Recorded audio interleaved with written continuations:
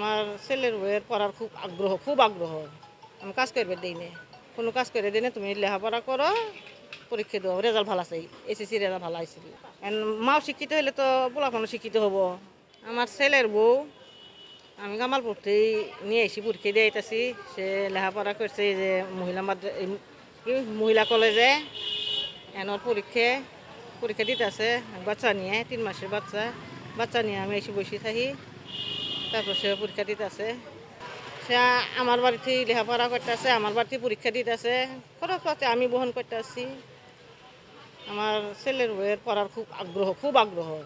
আমি কাজ করবে দিই না, কোনো কাজ করে দিই না, তুমি লেখাপড়া করো, পরীক্ষা দাও, রেজাল্ট ভালো আছে, এসএসসি রেজাল্ট ভালো আসছিল, গোল্ডেন এ প্লাস পেয়েছি।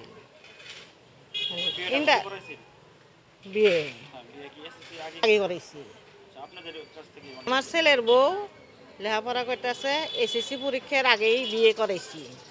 বিয়ে করার পরে আমি লেখাপড়া করেছি, আমার বাসাতেই পড়ছে, পুইরিয়ে এসএসসি পাস করছে, গোল্ডেনে প্লাস পেয়েছি। তাহলে মেধালা ছাত্রী লেখাপড়া কি থুকি দিমু, কইছি যে তুমি ইন্টারও পড়ো, ইন্টারও পড়লো, ইন্টার পরীক্ষা দিতে আছে, আপনারা সবাই দোয়া করিয়ে দেন এইবার গোল্ডে থাকে।